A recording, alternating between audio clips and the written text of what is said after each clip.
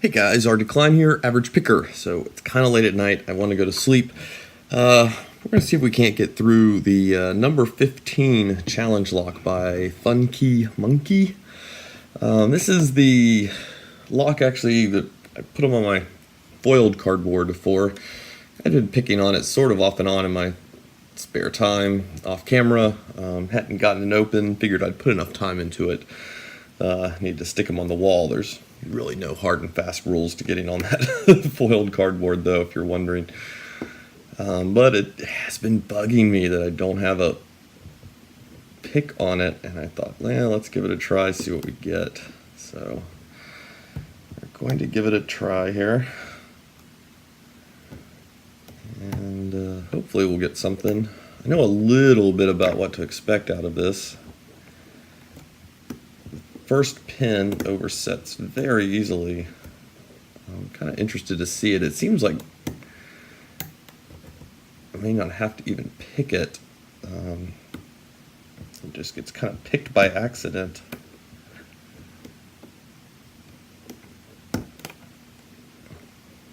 This is also the one Bearsback had a pick on this one like a minute or something. I don't know how he did that.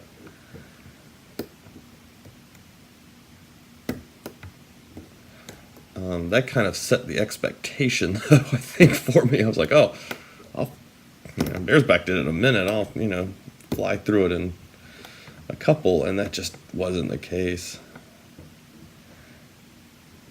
So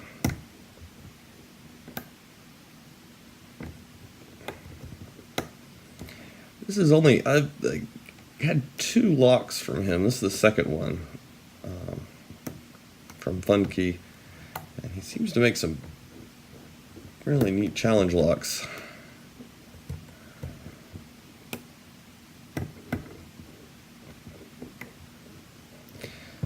This one kicked my butt.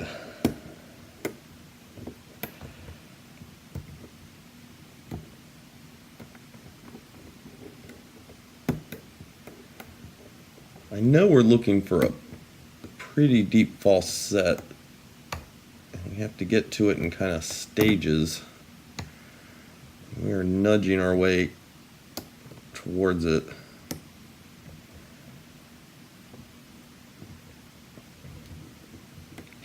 I'll give you a little more of a play-by-play, but honestly, I'm jumping pins in there pretty quickly.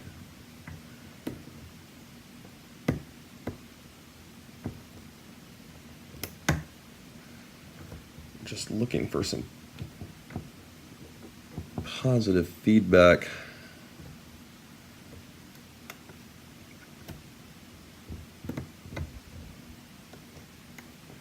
The pins really stick down too. A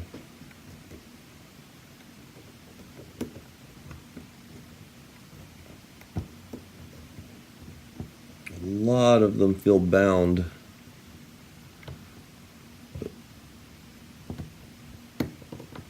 Bound in a way they don't want to be picked, but then so we are nudged into a bit of a false. I think it's got a little bit more ways to go, though.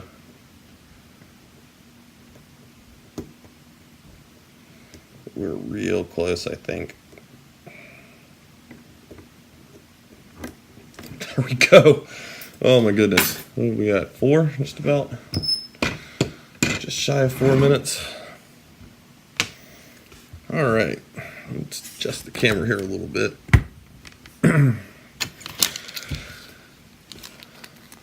So there we go, Funkey Monkey, number 15. Here's our bidding. Yeah, that first pin. Let's see. Yeah, oh yeah, smooth. Little tiny inconsistent snag, but yeah, no, we're good. I hope I've got a screwdriver sitting down here for it.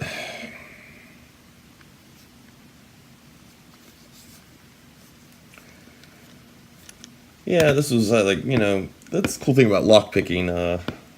Once you're kind of set up, you can kind of just pick it up and come and go. So this is a lock I would having the clamp, and I don't know if I was making a pizza or something, or sit down and pick on it 10 minutes here, 10 minutes there, and just never got anywhere with it. It's good to have an open. So while I'm gutting this, let's see.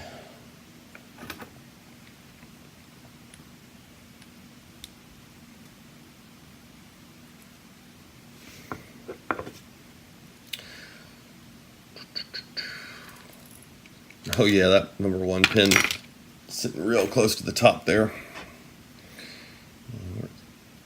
6 pins. Standard in 6. Oh, fuck off. Standard in 5. Okay, there we go. Something spoolie. Kind of a serrated. Serration in the middle of the spool there. A serrated 3.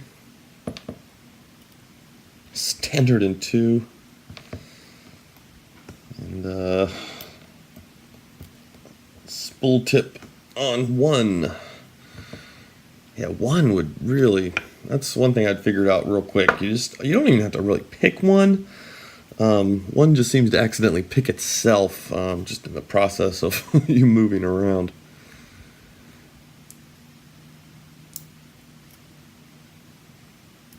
Jeez, what is this guy? Okay, spool in 1.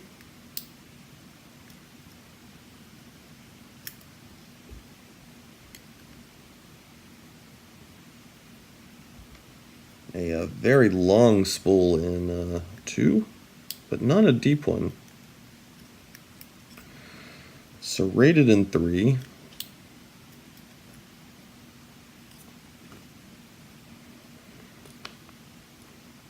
T-pin there. No, it's not a, well, it is a key pin with a tiny, the very tiny, God, it's almost a T. It's one of those, not quite one thing, not quite, wow, okay, driver 5 is freaking long. And it was a pin and pin. And I may have to go look at Bear's Back's video because I just ejected the pin.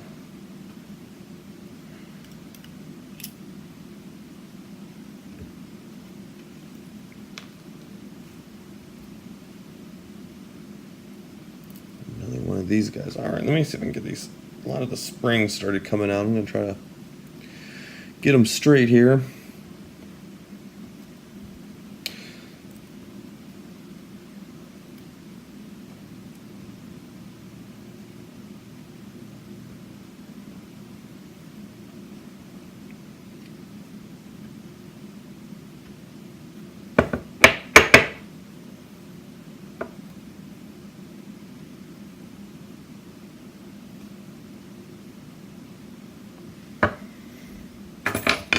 Okay, what have we got? And we've got threading in chambers 1, 2, 3, 5, and 6. And I can't quite see upstairs. I don't see how you would have gotten into upstairs anyway, so I'm going to call that all standard. All right, let's get the camera flipped around so you guys can see these pins. Man, it's nice to have an open on this thing. All right, so there's, you can see, really nice threading job there. Really pretty deep. I really suspect this was, I don't know, man, I don't want to say. Bear's Back got a little lucky, but buddy, I think you got a little lucky. Yeah, I think this thing was obviously designed, a lot of thought was put into this. So let's take a look at these anyway. So there's our little spool driver 1. And he matches up to this guy.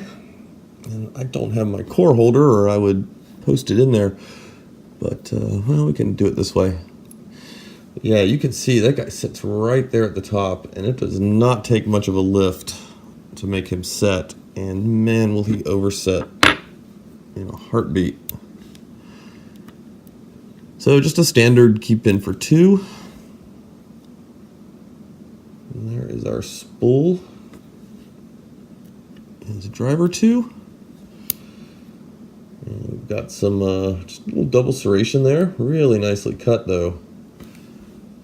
On 3. And a heavily serrated tip. Well, it's only double, triple, whatever, however you want to count it. But yeah, really nice work there on the 3 key pin. And there's this guy. And I wouldn't be surprised if I got up in there on him a few of those times. So it's kind of a spool, got a serrated element to it though. He's matched up with this guy who's cut from a key pin, but just a very fine. I mean, it's it's spool-ish. It's carrying that T-pin element though for sure with it. Sits way down in there. Should we see how far down in he's sitting? Let's take a look. Well, it's not that bad. That is perfectly matched up there with kind of where you want it. You got a little bit of leeway. You could probably duck them down in there a tad bit more. Man, he sits in there just how you want him. Standard on 5, and then here's our pin and pin. Look at that beast, because so he's going to come down in there, get into that shear line. So yeah, that's kind of oh, screw you. Yeah, literally, yeah, screw you, man. What is this? Oh, that's clever. That's a clever way to do it. Literally used a screw. And look at this nasty little guy. Again, cut from a key pin in 6, and he's paired up with a standard on 6. So yeah, I'm kind of surprised actually at seeing at least 3 standards in there. Man, that's some nice paired up work there, bud. All right, so thanks, Funkey Monkey, for pinning that up. Thanks, Bears Back, for sending it to me. That was a good little lock. It kept me kind of busy for a moment. And that's kind of how I gauge the foiled wall. It just kind of depends on how much time I feel like I've dumped into something. Or if I do a pick on video and the picking runs in the 10 to 15 minute range, I'll usually stick it on the wall then. Otherwise, it's just, there's kind of just an abstract concept. It's for fun anyway, guys. So, but yeah, we will get this back together and we will get it out there. I got the other one that Bears Back had sent out to Fast Charlie. I think he's already got a pick on it. But I kind of wanted to separate these pairs a little bit. Get them floating out there a little individually. So, yeah, man. All right. Thanks again and have a good night.